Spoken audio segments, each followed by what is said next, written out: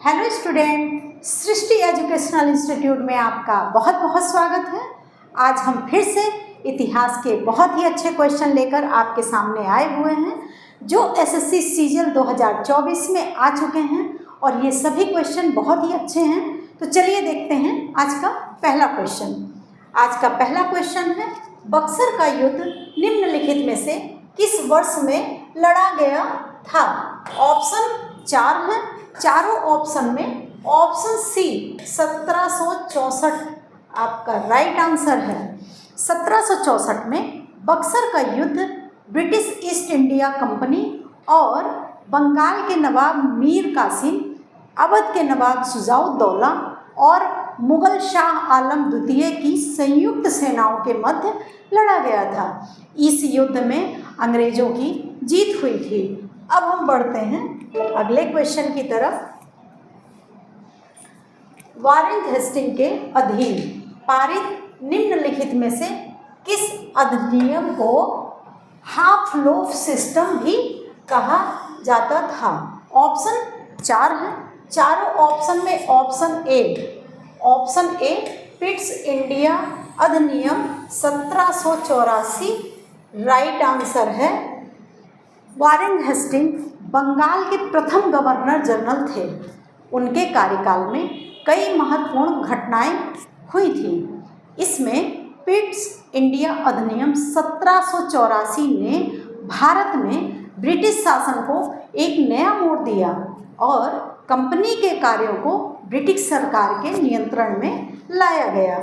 अब हम बढ़ते हैं अगले क्वेश्चन की तरफ। 1539 में चौसा की लड़ाई हुमायूं और किसके बीच लड़ी गई थी? ऑप्शन 4 हैं। चारों ऑप्शन में option B Sher Shah Suri right answer है। शेर शाह सूरी भारत में जन्मा एक पठान था जिन्होंने हुमायूं को 1540 में हराकर उत्तर भारत में सूरी साम्राज्य की स्थापना की।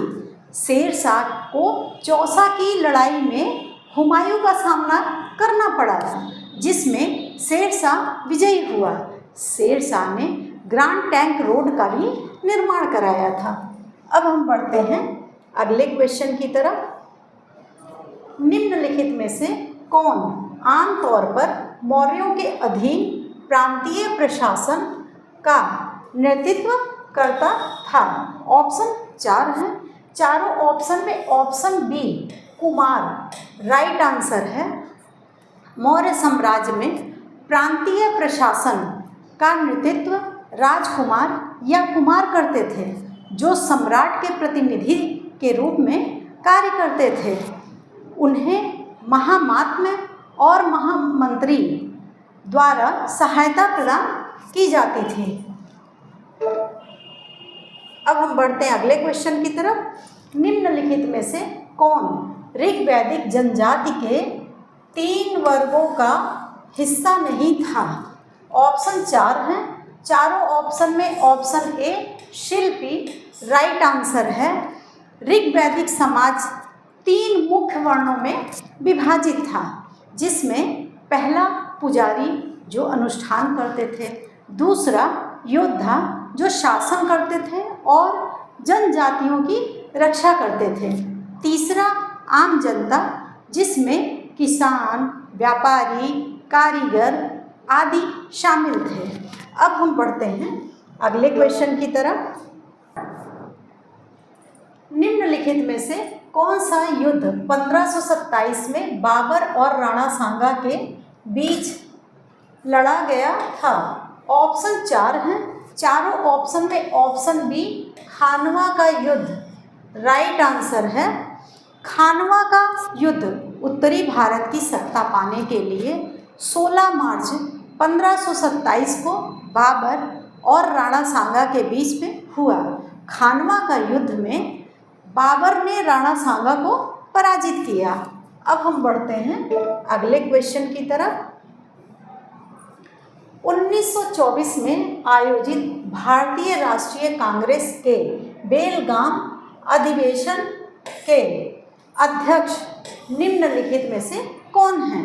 ऑप्शन 4 हैं। चारों ऑप्शन में option A Mahatma Gandhi right answer है। बेलगाम में कांग्रेस का 39वां अधिवेशन 26 दिसंबर 1924 को आयोजित किया गया।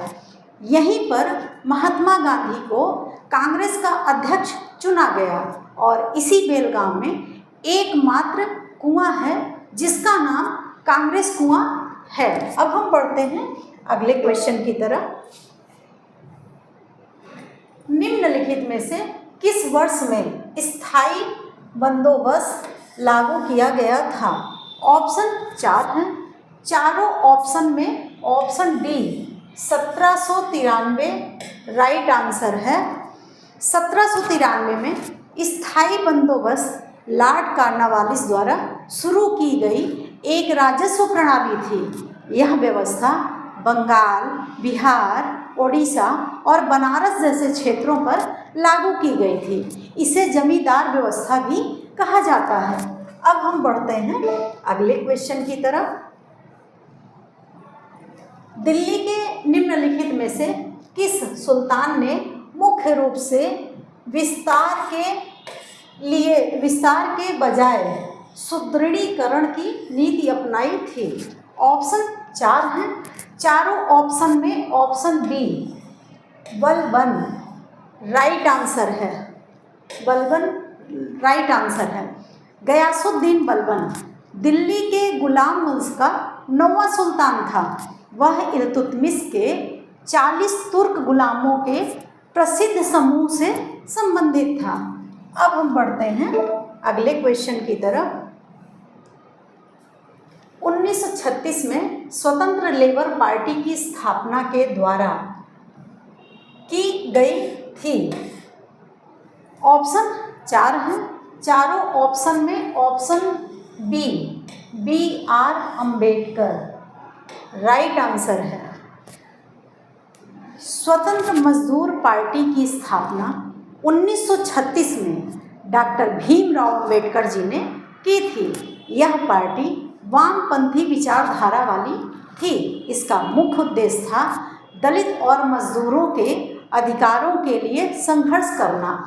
बी आर अम्बेडकर एक भारतीय कानूनविद और समाज सुधारक थे जिन्होंने कानून और न्याय के प्रथम मंत्री के रूप में भी कार्य किया। वे भारत के संविधान के मुख्य निर्माता थे।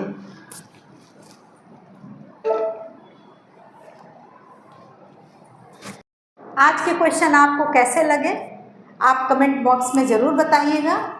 हम इसी तरह से आपके लिए बहुत ही अच्छे अच्छे क्वेश्चन लेकर आते रहेंगे। आप हमारा सपोर्ट करिएगा और रिवीजन भी करते रहिए क्योंकि आने वाली परीक्षाओं में ये सारे क्वेश्चन रिपीट हो सकते हैं। तो आने वाली परीक्षाओं के लिए best wishes. Thank you so much.